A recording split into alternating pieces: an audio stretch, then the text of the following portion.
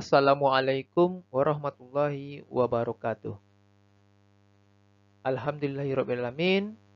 Bapak Ibu yang saya hormati, pada video kali ini izinkan saya mempresentasikan laporan kemajuan dari penelitian dosen pemula tahun 2023, yang mana saya sendiri sebagai ketua, yaitu Sadam Al-Aziz SPD MPD dari Program Studi Pendidikan Matematika FMIPA UNP, yang mana beranggotakan Bu Khairani MPD, Trisha Gustiamanda MPD, kemudian dibantu oleh 3 orang mahasiswa, Hafizatun Nisa, Yudia Milasari, dan Husna Bilkistri.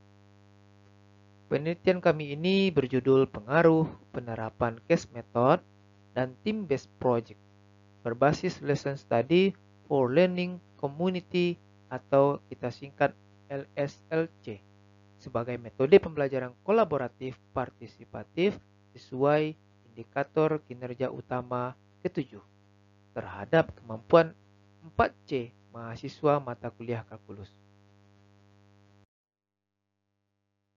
Yang melatar belakangi penelitian ini adalah ketercapaian indikator kinerja utama UNP khususnya pada IQ 7 itu masih cenderung rendah, belum sampai 50%-nya. Khususnya bagian team-based project ini kalau kita lihat di Renstra UNP, ketercapaiannya ini hanya 35%. Kita berharap kalau bisa minimal 50%. Yang kedua adalah mata kuliah kalkulus ini penting. Hal ini karena mata kuliah ini sebenarnya menjadi mata kuliah wajib beberapa jurusan, apalagi di MIPA dan teknik. Kemudian tidak hanya itu, kalkulus ternyata telah diperkenalkan sejak SMA. Kemudian sebagian materi kalkulus ini diujikan dalam tes intelijensi umum, tes TIU, tes CPNS. Kemudian latar belakang ketiga adalah metode workshop yang telah diterapkan di UNP. Pada umumnya ini hanya berbasis pengetahuan saja, belum fokus kepada pengalaman atau implementasi bagaimana sebenarnya penerapan pembelajaran kolaboratif dan partisipatif berbasis case method dan team-based project itu. Untuk itu dibutuhkan suatu metode yang lain agar pembelajaran ini dapat diterapkan, tidak hanya berbasis pengetahuan saja, tapi berbasis implementasi. Tentunya dosen tidak bisa bekerja sendiri saja. Diharapkan dosen-dosen yang mata kuliahnya yang sama itu dapat bergabung membentuk sebuah community atau komunitas belajar yang dinamakan lesson study. Di mana dengan lesson study ini nanti ada observer yang akan mengamati proses pembelajaran dan akan diakhiri dengan diakhiri dengan refleksi. Artinya dosen observer akan menyampaikan apa saja hal-hal yang terjadi dalam pembelajaran ketika dosen modelnya mengajar begitu. Jadi fokus kepada permasalahan siswa, bukan untuk menilai kekurangan atau kelemahan guru. Nah, ini harus kita terapkan. Tidak hanya sekedar workshop saja, tapi memang harus terjun ke lapangan langsung dalam mengimplementasikannya.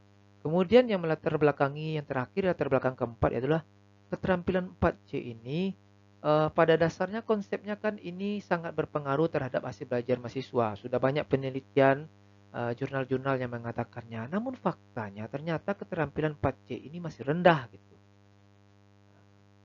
Critical thinking, creativity, communication, dan collaboration. 4C itu adalah keterampilan abad 21. Nah, faktanya ini masih ketercapaiannya masih rendah. Nah, inilah yang melatar belakangi penelitian yang berjudul pengaruh penerapan case method dan team-based project ya, berbasis lesson study for learning community untuk meningkatkan keterampilan 4C mahasiswa mata kuliah kalkulus. Kemudian kita lanjutkan tujuan gitu ya. Tujuan ya, ini bab 2 sebenarnya. Tujuan dari penelitian ini adalah nanti menghasilkan salah satu contoh ya, RPS berbasis case method dan team based project, khususnya pada mata kuliah saintek atau tepatnya kalkulus gitu. Nah, mungkin pada mata kuliah lain bisa menyesuaikan. Kemudian dilengkap adanya materi yang sesuai dengan IQ7 terupload di e-learning ini juga termasuk kepada IQ7 ya. Jadi IQ7 itu tidak hanya penerapan case method dan team based project, tapi juga ketersediaan konten-konten materi itu yang juga ada di SPADA gitu ya, kalau kita namanya e-learning. Kemudian tujuan berikutnya adalah karena rendahnya keterampilan 4C itu, kita berharap dari penerapan case method dan team based project berbasis listening study ini dapat meningkatkan keterampilan 4C itu, dan juga dihasilkan bagaimana contoh video pembelajaran implementasi case method dan team based project itu, tentunya berbasiskan listening study itu gitu ya. Kemudian di roadmap ini sudah dapat kita lihat bersama ya. Saya lulus penelitian dosen pemula tahun 2021 gitu ya. Itu fokusnya kepada video pembelajaran. Jadi kalau dapat dilihat ini benang merah dari penelitian saya dari tahun 2021 hingga 2023, dan targetnya hingga 2025 ini adalah benang merahnya adalah mata kuliah kalkulus ya. Nah, kalau 2021 itu fokus kepada video pembelajaran pada mata kuliah kalkulus, tapi pada bab atau materi integral. Nah, zaman itu kan masih corona, tentu tidak tatap muka, jadi dibutuhkan konten pembelajaran ya, berbasiskan atau berbentuk video pembelajaran. Kemudian tahun 2022 saya juga lulus penelitian dosen pemula. Itu terkait apa juga? Ada video pembelajaran kalkulus juga, tapi disertai dengan bahan ajar berupa e-modul gitu ya.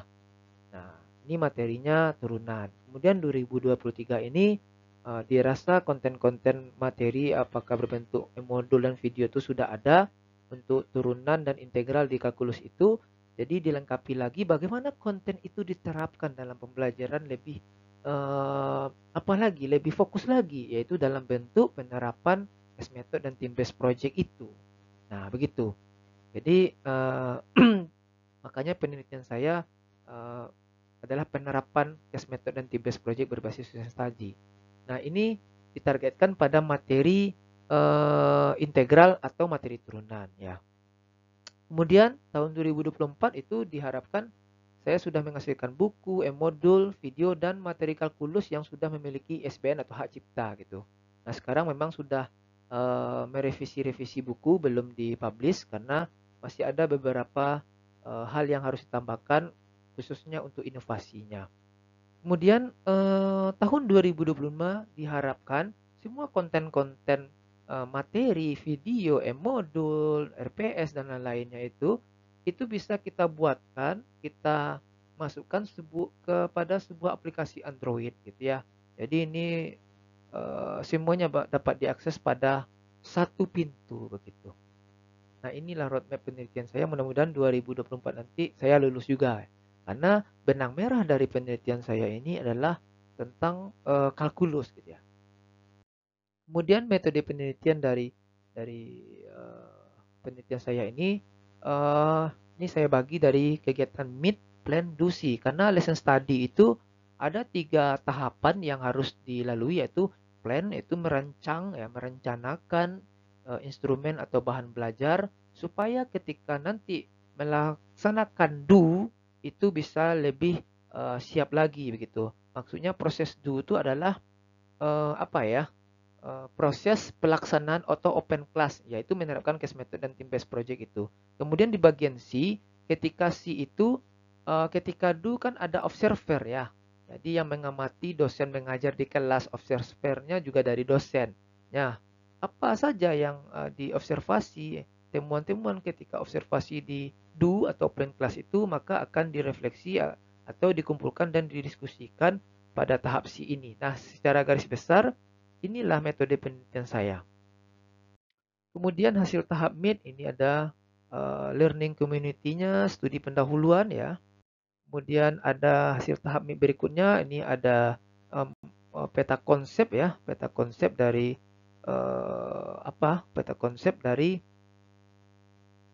materi-materi yang akan diajarkan pada kalkulus di bagian turunan gitu. Nah, ini dia.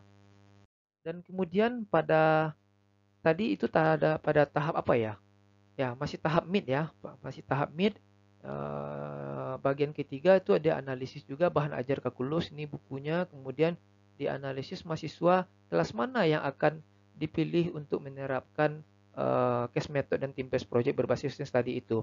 Karena saya mengambil metode pengambilan sampelnya itu menggunakan purposive sampling ya, saya pilih satu kelas ya, mahasiswa yang mengambil mata kuliah kalkulus ya, tahun 1 dia, semester 1.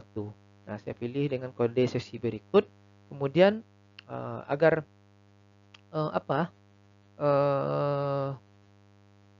mudahnya kita mengambil kesimpulan dari pengaruh dari case method dan team based project itu, maka ditetapkanlah hipotesis penelitiannya sebagai berikut. Kemudian ya, ini salah satu bentuk tahapan mid, yaitu tahapan persiapan gitu ya, pertemuan ya, atau plan gitu ya, yang dilakukan dalam penelitian itu. Kemudian ini tahapan plan gitu ya. Nah, kalau mid itu tahap pertemuan ya. Kalau plan ini tahap perancangan gitu ya, merencanakan instrumen dan bahan ajarnya. Inilah adalah RPS yang telah kami rancang dan sudah terupload di Spada atau e-learning UNP. Kemudian inilah alur pembelajarannya, yang mana mahasiswa itu diharapkan menemukan konsep, kemudian diberikan contoh atau masalah ya, kemudian siswa diberikan masalah sehingga ini yang dinamakan case method ya. Mahasiswa harus menemukan solusi dari masalah itu, sehingga diharapkan kemampuan 4C-nya itu salah satunya critical thinking dan creativity, atau kemampuan berpikir kritis dan kreatifnya itu akan muncul. Nah, begitu. Jadi dari case method itu muncullah keterampilan berpikir kritis dan kreatif dalam menyelesaikan masalah. Lanjut setelah itu diberikan juga project tambahan supaya siswa bisa memahami lebih materi itu dalam kolaborasi tim atau team based project. Nah, ini terbentuk juga lah keterampilan 4C, yaitu kolaborasi. Nah, ini sudah 3 4C-nya yaitu kritis, kreatif, dan kolaborasi. Langkah selanjutnya adalah apa yang telah dikerjakan mahasiswa, menyelesaikan masalah dengan case method, kemudian berkolaborasi mengerjakan project, maka dipresentasikan semuanya itu. Nah, inilah terbentuk komunikasi dari mahasiswa. Bagaimana siswa itu presentasi, tanya jawab begitu. Nah, ini akan terbentuk keterampilan 4C. Nah, inilah alur pembelajaran di setiap lesson study itu. Plan do see tetap harus ada ini.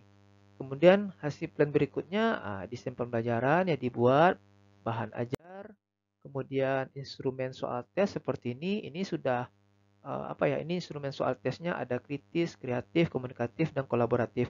Untuk soal nomor 1 dan 3 ini kritis, kreatif, komunikatif ini berupa soal tes gitu ya. Sedangkan untuk kolaborasi itu fokus kepada pengamatan. Nah, ini yang menjadi instrumen non tes gitu. Kemudian tadi sudah dijelaskan juga penarikan sampel, dan pada tahap berikutnya tadi sudah ada tahap mid, plan. Nah, bagian yang kita rancang pada tahap plan itu dilaksanakan pada saat do atau open class, jadi buka kelas. Jadi disinilah penerapan case method dan team based project-nya. Nah, dalam hal ini juga dilakukan pretest, memberikan soal 4C dan memberikan soal kritis, kreatif, dan komunikatif. Sedangkan untuk kolaborasinya itu diukur selama proses pembelajaran karena dia observasi. Tentunya ini dibutuhkan juga observernya gitu ya. Nah, ini dokumentasi pretest. Kemudian ini penjelasan kepada mahasiswa apa itu 4C gitu ya. Bukti dokumentasi pelaksanaan do gitu. Kemudian ini observasi pembelajaran pada pertemuan berikutnya. Ini sudah ada dosen ya di belakangnya di sini atau di sekitar kelompok-kelompok yang ada. Ini mengobservasi aktivitas dari siswa gitu ya. Jadi fokusnya kepada siswa. Kemudian di sini ya, ini foto berikutnya juga saat siswa mempresentasikan hasil kerja kelompoknya. Nah, terlihat dosen observer mengobservasi kegiatan-kegiatan dalam pembelajaran.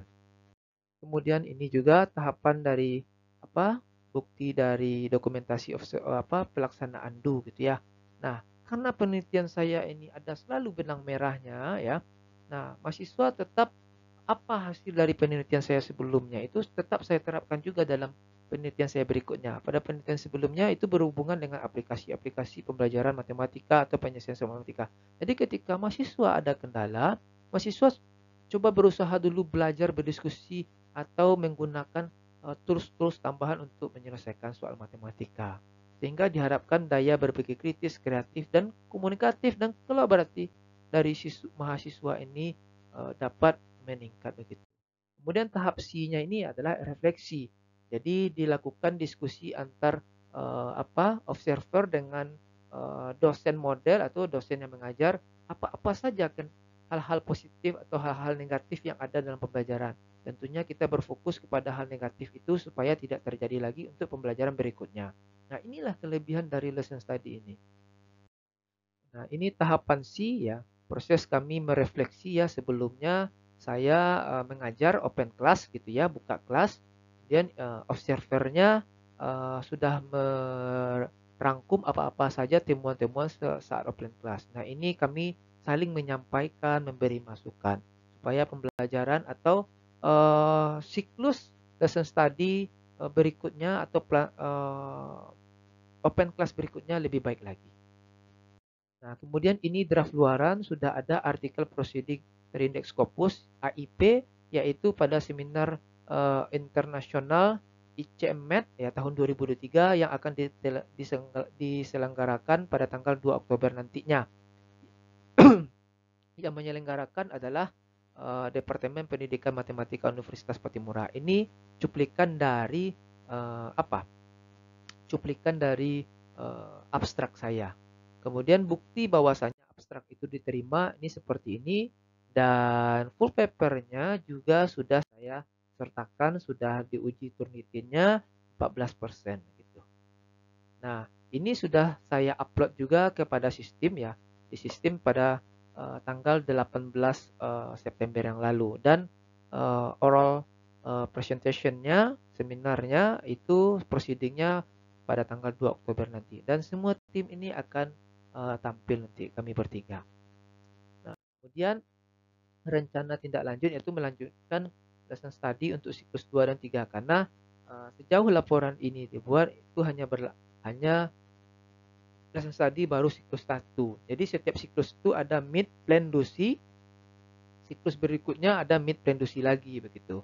Nah, kemudian dilengkapi bahan ajar, presentasi pada seminar proceeding Scopus, memperbaiki full paper hingga publish, kemudian melaksanakan post test karena sebelumnya sudah pre test ya. Nanti dibandingkan. Jadi metode untuk melihat penerimaan hipotesis atau menganalisa hipotesa itu ya, apakah ada pengaruh atau tidak ya. Hipotesis diuji menggunakan uji engine ya. Jadi membandingkan apakah memang ada perubahan yang signifikan dari hasil pretest dengan post-test terkait keterampilan 4C ini gitu ya. Nah, kemudian diperbaiki RPS, diedit lagi video-video lesson study ini, pelaksanaan ini, kemudian dilengkapi atau diperbaiki lagi materi-materi yang ada di e-learning sehingga pada semester berikutnya sudah dihasilkan gitu ya, paling lambat ya pada semester berikutnya itu dapat dipergunakan materi-materi konten-konten e-learning ini memang yang sesuai dengan IKU 7. Kemudian diperbaiki kembali buku atau modul kalkulus, khususnya kalkulus diferensial yang akan diterbitkan. Kemudian diurus HKI-nya, kemudian dibuat laporan akhir. Baik, Bapak Ibu semua, berikut presentasi laporan kemajuan dari penelitian saya. Mohon maaf atas segala kekurangan. Wabillahi taufik wal hidayah. Assalamualaikum warahmatullahi wabarakatuh.